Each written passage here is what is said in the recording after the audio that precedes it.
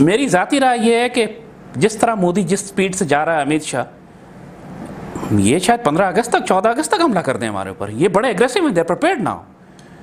یہ ایک ہفتہ نہیں لیٹ کریں گے. یہ اتنے تیاری کے ساتھ آئے ہیں کہ آئی ول ناٹ بی سرپرائز کہ اگر یہ اپنے یوم آزادی پر آزاد کشمیر میں داخل ہو جائیں. اگر وہ کوئی بھی ٹیریٹری آزاد کشمیر کے اندر آ کے کیپچر کر لیتے ہیں، ہمارے لیے ان کو نکالنا مشکل ہو جائے گا. مظفر آباد تھریٹن ہو جائے گا، ہمارا نیلم جیلم ڈیم پروجیکٹ تھریٹن ہو جائے گا. ہر وہ جنگ جو ہندو مشرقوں سے ہو رہی ہے وہ غزوہ ہند کا حصہ ہے، اور جو نیت کرتا ہے کہ میں اس غزوے میں شامل ہوں، اللہ اس کو اجر دے رہا ہے. اس میں محمد بن قاسم ہوں یا سلطان غوری ہوں یا محمود غزنوی ہوں یا عبدالی ہوں یا پاک فوج ہو، یہ سب غزوہ ہند کی جھڑپیں ہیں. میری ذاتی رائے یہ ہے کہ جس طرح مودی جس سپیڈ سے جا رہا ہے امت شاہ، یہ شاید 15 اگست تک 14 اگست تک حملہ کر دیں ہمارے اوپر. یہ بڑے اگریسو ہیں، دے پریپیئرڈ ناؤ. یہ ایک ہفتہ نہیں لیٹ کریں گے. یہ اتنے تیاری کے ساتھ آئے ہیں کہ آئی ول ناٹ بی سرپرائز کہ اگر یہ اپنے یوم آزادی پر آزاد کشمیر میں داخل ہو جائیں. میں سچ کہہ رہا ہوں آپ سے، کیونکہ یہ اب بہت تیاری کے ساتھ ہے. اگر ہم جنگ ان تک لے کر نہیں جائیں گے، دیکھیے جنگ ہمارا مقدر ہے. اگر ہم جنگ ان کے گھر میں جا کے نہیں لڑیں گے، پھر وہ ہمارے گھر میں لڑی جائے گی. یہ سیدھی سی بات ہے. اور جنگ روکنے کے لیے، جنگ سے بچنے کے لیے اگر آپ نے ذلت کا رستہ اختیار کیا تو آپ کے نصیب میں ذلت اور جنگ دونوں ہوں گی.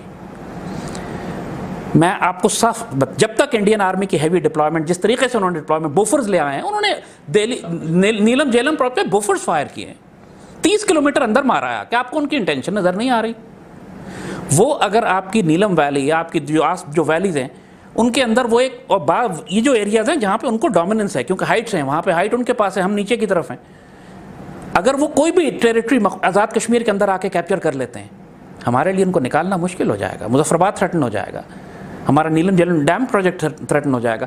ہمیں کشمیر کے اندر رہتے ہوئے، میں نیوکلیئر کی بات نہیں کر رہا ہوں، آئی ریپیٹ اگین، میں نے کوئی چلو کے پٹھے سنے جو میڈیا میں کہہ رہے ہیں کہ زید صاحب کہہ رہے ہیں کشمیر حملہ کر دو انڈیا پہ اور نیوکلیئر فائر کر دو. ایسی کوئی بات نہ میں نے کبھی کہی ہے نہ میں کہہ رہا ہوں. آئی ایم سیئنگ انڈیا جنگ کو کشمیر میں ایک لمیٹڈ کانفرنٹیشن رکھنا چاہتا ہے، اس کا سارا پوسچر یہی ہے، اور ہم لمیٹڈ کانفرنٹیشن میں ہی اس کے دانت توڑ سکتے ہیں. اینڈ وی مسٹ، ہمیں اتنا روتھلیس جواب اس کو دینا ہے جیسے ہم نے 27 فروری کے بعد دیا تھا، تاکہ انڈیا کو ٹھنڈ پڑ جائے کہ پاکستان سیریس ہے. ابھی تک وہ ہمیں مذاق سمجھ رہا ہے. اچھا سر، فرض کیا ہم نے ان سے ایک شارٹ سکیل پہ جنگ شروع کر دی، اور تو اس کا سر رزلٹ کیا ہوگا؟ کیا ہم کشمیر کو شارٹ سکیل پہ جنگ کر کے کیپچر کر لیں، یا وہ دوبارہ سے اپنی فوجیں ہٹا لیں اور یہ دیکھو جو انڈیا جو کرنے جا رہا ہے وہ اس کا مومنٹم اس وقت آگے بڑھنا ہے. وہ بڑھے گا، رکے گا نہیں. وہ صرف کشمیر میں نہیں رکے گا، وہ پھر آزاد کشمیر میں آئے گا، پھر وہ ہم کو اور ہر طرح سے تکلیف دے گا. یہ جو آپ ایک سوئفٹ ہیٹڈ انٹینس بیٹل کرتے ہیں جس میں آپ دشمن کو ڈیمیج کرتے ہیں، یہ میسج دینے کے لیے ہوتا ہے کہ وی آر سیریس، ہم تمہاری بکواس قبول نہیں کریں گے. اور ایک شارٹ بیٹل کی ہمیں ابھی ضرورت ہے جس میں ہم ان کو سیریس ڈیمیج کریں، کچھ ایریے پہ قبضہ کریں، کچھ جہاز مار کے گرائیں، اور اس کے بعد ایک لانگ ٹرم پروٹیکٹڈ جنگ جس کے اندر ہم ہزاروں کی تعداد میں گوریلے اندر داخل کر دیں. دونوں اسٹریٹجیز ہمیں کرنی ہے. پہلا میسج ہارڈ، فاسٹ، روتھلیس اور ارجنٹ ہونا چاہیے. دوسرا لانگ ٹرم ہے، وہ اگلے 6 مہینے 8 مہینے سال 2 سال تک ہم ہزاروں کی تعداد میں اندر داخل کرتے رہیں تاکہ بھاری کیجولٹیز ہوں انڈین آرمی کی کشمیر کے اندر. کاسٹ آف آکوپیشن بڑھانی پڑے گی آپ کو. اور اگین جب اس طرح آپ کریں گے تو ایٹمی جنگ نہیں ہوگی، ایون کنونشنل جنگ بھی نہیں ہوگی. کیا ٹی ٹی پی نے جو ہمیں نقصان کیا کہ ہم نے انڈیا پہ حملہ کر دیا اس کے نتیجے میں، حالانکہ ہم جانتے تھے کہ ٹی ٹی پی ہمیں نقصان کر رہی ہے؟ سر لاسٹ ٹائم آپ نے انٹرویو میں ایک بڑی امپورٹنٹ بات کی تھی کہ یہ انڈیا والے کبھی بھی ڈائریکٹ حملہ نہیں کرتے، یہ پہلے آپ کے اندر سول انریسٹ کریٹ کرتے ہیں اور پھر اس کے بعد یہ جنگ کی تیاری کرتے ہیں. ایسا ہی ہے.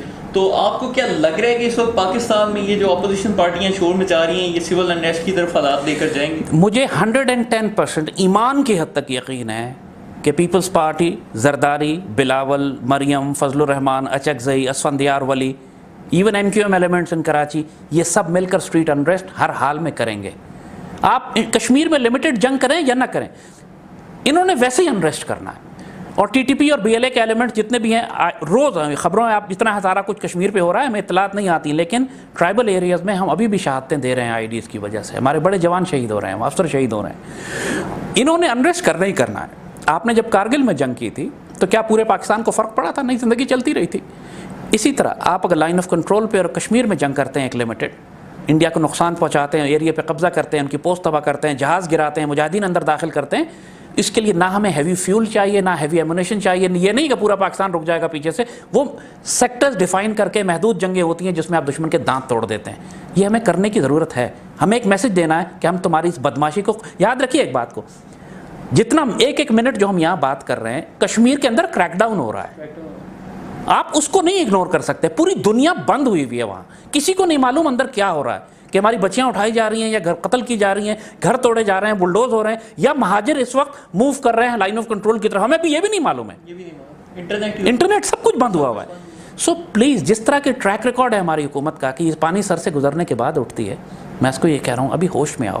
سب کچھ ہو رہا ہے. آپ مقبوضہ کشمیر اور سری نگر اور پلوامہ اور بڈگام کے مسلمانوں کو اگنور نہیں کر سکتے اس وقت, وہ بہت بری حالت میں. آپ کو انڈیا کو سالڈ میسج دے. پھر دوسری بات, ایک اور میسج بڑا امپورٹنٹ آپ کے تھرو ہی چلا جائے, پوری مسلمان دنیا سے پھر بات کریں, جو ہماری بات سن لے, کوئی سنے گا کوئی نہیں سنے گا, چاہے ترکی ہماری بات لازمی سنے گا, ملیشیا ابھی بات کی, مہاتیر نے بات کی, انڈیا سے ٹریڈ ختم کریں, انڈیا کا بائیکاٹ کریں, ان کے ایمبیسڈرز کو نکالیں یہاں سے, ان کے ساتھ ٹریڈ ختم کریں. عرب ملکوں پہ دباؤ ڈالیں کہ لاکھوں کروڑوں کی تعداد میں جو ہندو کام کرتے ہیں گلف میں, ان کو نکال کے واپس انڈیا کو بھیجیں. اکنامکلی سافٹ پاور کے ذریعے بھی ڈیمیج کریں اس کو. ان کی اکانومی گھر پہ تباہ ہو رہی ہے, ڈویژنز وہاں بن چکے ہیں, فریکچرز آ چکے ہیں. انڈیا کا بائیکاٹ کریں. پاکستان میں ابھی تک ٹیلی ویژن پہ اشتہار چل رہے ہیں جن میں انڈین ایکٹرز اور ایکٹریسز دکھائی جا رہی. کچھ شرم کریں, کچھ کارروائی دکھائیں کہ جس میں لگے کہ ہمیں غیرت مند قوم ہے یہ ریاست, اور اس کے لیے پیسہ نہیں چاہیے, غیرت چاہیے, ایک حکم چاہیے کیسا کرنا ہے. اچھا صحیح, آخری سوال آپ, کیا غزوہ ہند کا وقت آ چکا ہے؟ غزوہ ہند میں ہم ہیں, ہم داخل ہو چکے ہیں. لوگ سمجھتے ہیں غزوہ ہند ایک آخری لڑائی کا نام ہے. غزوہ ہند ایک پروسیس کا نام ہے. ہر وہ جنگ جو ہندو مشرکوں سے ہو رہی ہے وہ غزوہ ہند کا حصہ ہے, اور جو نیت کرتا ہے کہ میں اس غزوے میں شامل ہوں, اللہ اس کو اجر دے رہا ہے. اس میں محمد بن قاسم ہوں, یا سلطان غوری ہوں, یا محمود غزنوی ہوں, یا عبدالی ہوں, یا پاک فوج ہو, یہ سب غزوہ ہند کی جھڑپیں ہیں.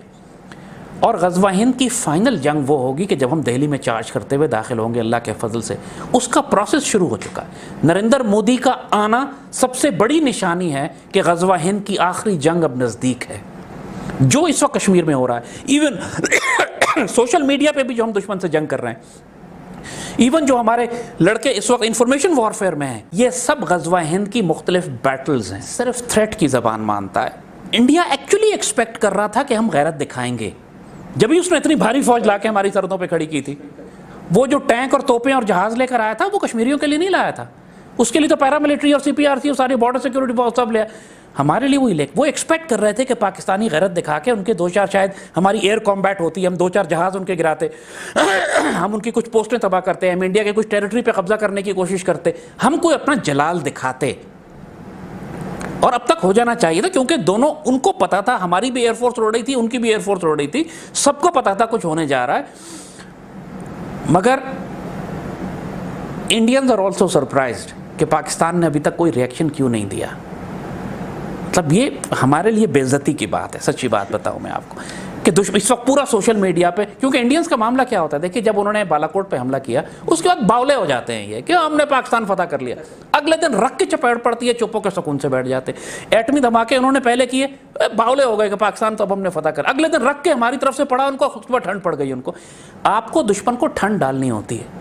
آپ اگر ہندوؤں کو ٹھنڈ نہیں ڈالیں گے یہ چڑھے رہیں گے ہمارے اوپر آئندہ, جب تک کہ آپ ایک کوئی ان کے جہاز نہ گرائیں یا ان کی پوسٹیں نہ, ایریا کیپچر نہ کریں, آپ ان کو یہ میسج نہ دیں کہ we will not take your nonsense, ہم اس کو قبول نہیں کر رہے ہیں. آج پاکستان آرمی نے اسٹرانگ سٹیٹمنٹ دیا کہ ہم آخری حد تک جائیں گے, اور مجھے پوری امید ہے کہ یہ آخری حد جو ہے شارٹ آف نیوکلیئر, ظاہر ہے کیونکہ کشمیر میں اگر ہو رہا ہے تو نیوکلیئر کی ضرورت نہیں ہے. انہوں نے بھی اسی لیے جنگ کو کشمیر میں محدود رکھا ہے کہ ان کو پتا ہے کہ نیوکلیئر نہیں ہو سکتی, ہوگی کنوینشنل ہوگی. جہاں تک کنوینشنل جنگ کا تعلق ہے, ہم کو ہر طرح سے, چاہے ہم ایئر کمبیٹ کرنی پڑے, ہم ان کی پوسٹ ڈسٹروائے کرنا پڑے, ٹیریٹری کیپچر کرنی پڑے, ہزاروں مجاہدین داخل کرنے پڑے, now it's an open ground. Pakistan army کو سب کچھ کرنا ہے, اور کچھ چیزیں آپٹکس ہیں, جلدی کر کے دکھانا ہے. Let's get into a combat. ان کے جہاز مار کے گرائیں, دیکھیں پھر وہ کیا کرتا ہے. وہ بدبخت کمینہ دشمن ہے. وہ دو چار, آپ ایئر سپیورٹی آپ نے 27 فروری کے بعد مل گئی تھی آپ کو, آپ نے اندر جا کے مارا تھا ان کو. آج بھی جائیں, ٹھوکیں ان کو جا کے, وہ کچھ نہیں کر سکے گا. میں گارنٹی سے کہہ رہا ہوں, وہ انٹرنیشنل بارڈرز پر جنگ نہیں شروع کرے گا.